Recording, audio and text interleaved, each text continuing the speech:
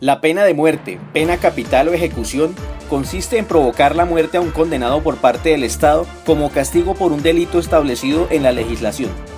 Los delitos por los cuales se aplica esta sanción suelen denominarse delitos capitales.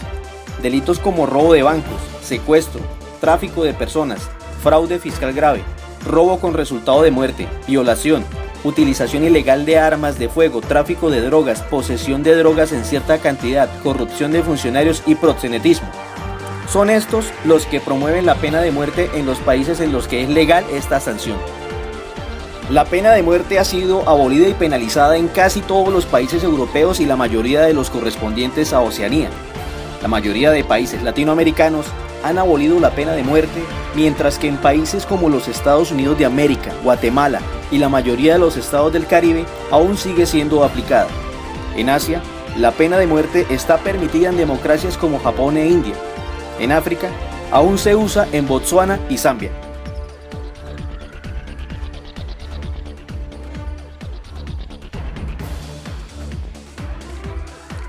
Hay 144 colombianos condenados a muerte o cadena perpetua en el mundo. Cifras del Ministerio de Relaciones Exteriores indican que de los casi 14.200 colombianos que hay en diferentes cárceles del mundo, 129 pagan cadena perpetua y 15 están condenados a la ejecución. Esas penas, que en legislaciones colombianas están prohibidas, han sido impuestas especialmente en los Estados Unidos, donde hay 114 condenados con cadena perpetua y 3 más con la pena de muerte. En ese país, delitos como el homicidio contemplan esos castigos, pero el narcotráfico, como sí ocurre en otros países. El gobierno colombiano ha centrado su atención en China, porque allá está la mayor parte de los sentenciados a pena capital. En total, son 23 colombianos condenados, de los cuales 12 están sentenciados a morir. Pero Colombia solo tiene tratados de repatriación de presos con Ecuador, España, Venezuela, Panamá y Costa Rica, pero cuenta con la potestad de solicitar el envío de una persona por condiciones humanistas. Los argumentos del gobierno colombiano en su petición a China fueron que en Colombia la pena de muerte fue abolida definitivamente hace más de un siglo. Se le reiteró al gobierno chino la solicitud de que se piense y se vuelva a estudiar los casos y se pidió el cambio de pena de muerte a otro tipo, ya que en Colombia no se contempla esa ley ni en los convenios internacionales de los cuales forma parte.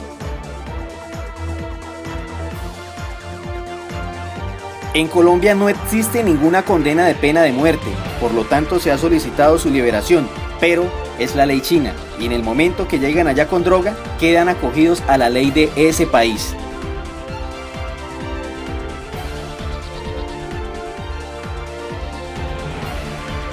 La pena de muerte está siendo cada vez más cuestionada en los países que la mantienen.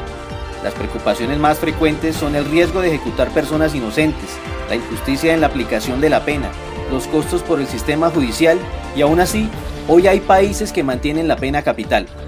Estamos hablando de Cuba y Guatemala. En Guatemala, el Código Penal recoge la pena de muerte para los delitos de parricidio, asesinato, violación con resultado de muerte, plagio o secuestro, desaparición forzada con resultado de muertes o lesiones. Esta pena se ejecuta por medio de la inyección letal. En Cuba, por el contrario, la Constitución actual evita pronunciarse sobre la pena de muerte. Es la ausencia de limitaciones constitucionales a la presencia de la pena de muerte en la legislación penal el verdadero problema en este caso. Aunque podría llegarse a establecer que los delitos que el Código Penal prevé, la pena capital son para todos aquellos que atentan contra la seguridad del Estado. Además de estos dos países, hay otros que siguen contemplando la posibilidad de utilizar la pena de muerte en la legislación militar en tiempo de guerra, como lo son Chile, El Salvador y Perú.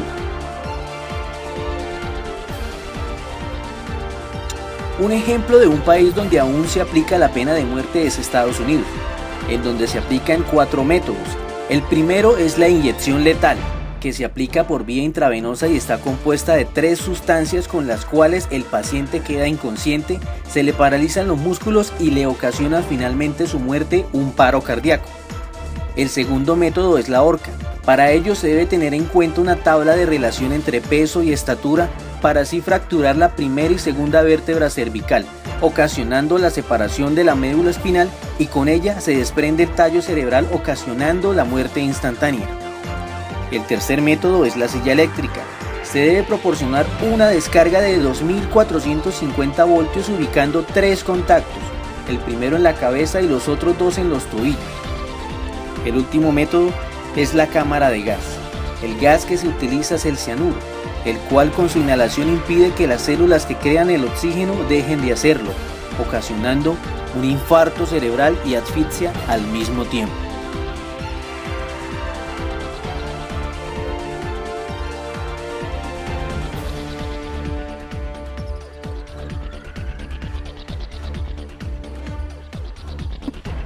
Entre los puntos a favor de la pena de muerte podemos citar: es irrevocable. Es una pena ejemplar que tiene la capacidad de disuadir al posible delincuente por el temor que produce su aplicación. El bajo costo del procedimiento comparado con el encierro por largos años. Y por último, su eficacia para prevenir actos de justicia popular. También existe el argumento de restaurar la armonía social eliminando a quienes la ponen en peligro. Entre los puntos en contra de la pena de muerte podemos citar: atenta contra el derecho a la vida, el cual está estipulado en la Constitución y en tratados internacionales.